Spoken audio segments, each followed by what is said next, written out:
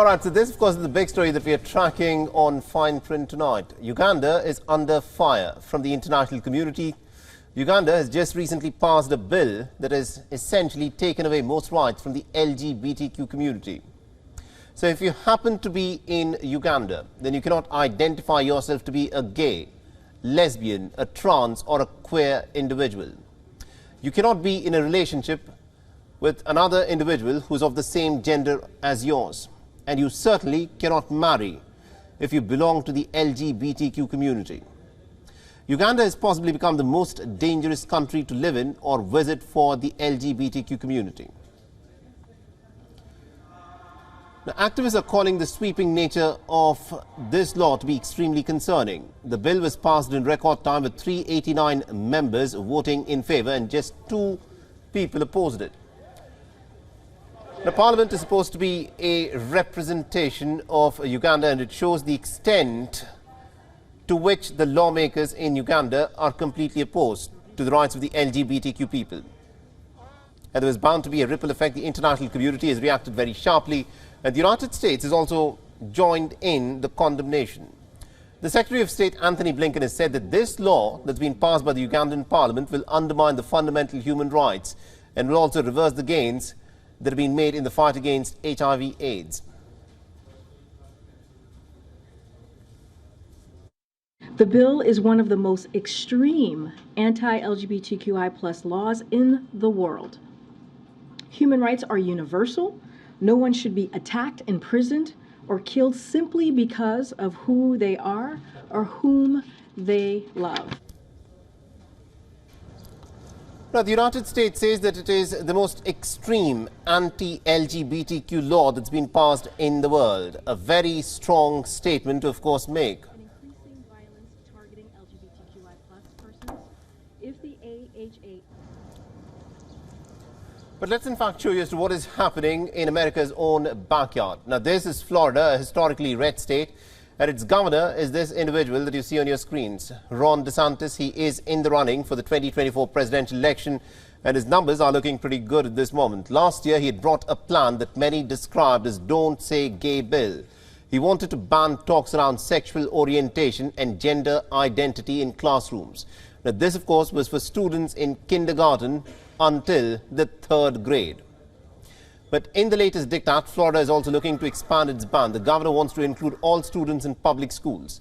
Now, if passed, this could have some detrimental challenges ahead if teachers choose to discuss issues of sexual orientation or gender identity outside of the mandated curriculum. They could end up facing some serious disciplinary action, which could even cost them their jobs.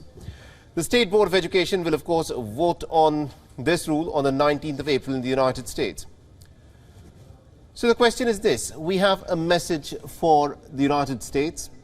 The fact is, at a time when LGBTQ rights are under threat in a state like Florida, where Ron DeSantis has essentially been trying to bring in this Don't Say Gay law, it is difficult for the United States to, of course, turn around and to lecture other nations such as Uganda.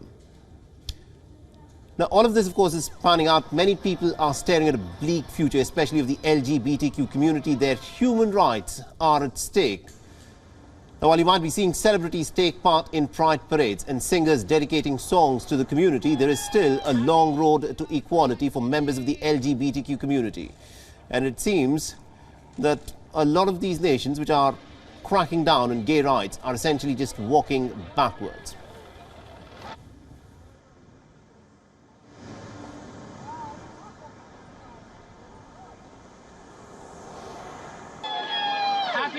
Well tried, Sydney!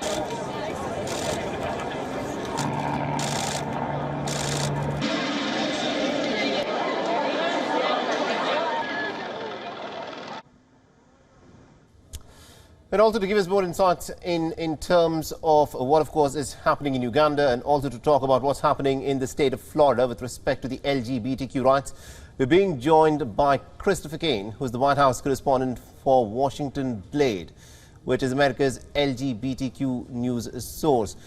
Now, Christopher, thank you very much indeed for taking time out and speaking to us here in WION. Now, what has happened in Uganda is of course, being criticized for the right reasons, where the rights of the LGBTQ community have been curtailed.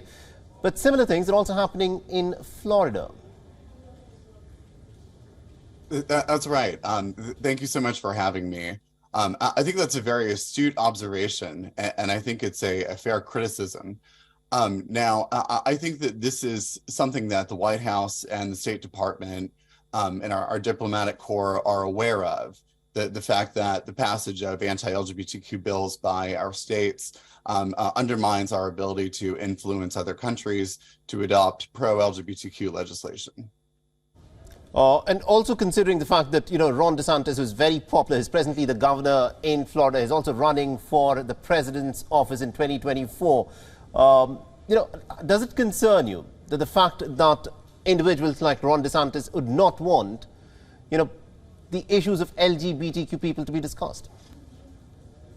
It is absolutely disconcerting. I mean, and we're seeing an escalation in both the number and the extremity of the bills that we're seeing coming out of Florida. So it really is a race to the bottom, and it's very alarming. And another trend that folks have observed is that it's often the case that a state, and Florida has done this, will start with an anti-LGBTQ bill and then make it more extreme. So, bans on healthcare procedures for transgender youth. It affects youth initially, and then it's expanded to include adults. So that's what we're seeing in Florida from Ron DeSantis. Absolutely, indeed. Now, this is something that I want you to comment on, because what we've witnessed in Uganda is almost something that a lot of people would be shocked at, where Uganda has passed a sweeping law that makes even someone identifying himself or herself as a member of the LGBTQ community has been criminalized. But considering what is also happening in America in many of these Republican-led states, do you think that America is also walking in the same direction, where the rights of the LGBTQ community are being curtailed? It's hard to say, and I will leave this to somebody who's smarter than I am to provide that kind of analysis. But what we're seeing certainly is totally unprecedented. This wave of legislation that we're seeing, and also we're beginning to see it from members of U.S. Congress, the Republicans in the House. So I don't know if it's going to slow down or accelerate, but it's certainly just, we've never dealt with this before. Absolutely, indeed. Thank you very much indeed, Christopher Kane, for joining us and getting us all those insights there. Thank you for having me. WION is now available in your country. Download the app now and get all the news on the move.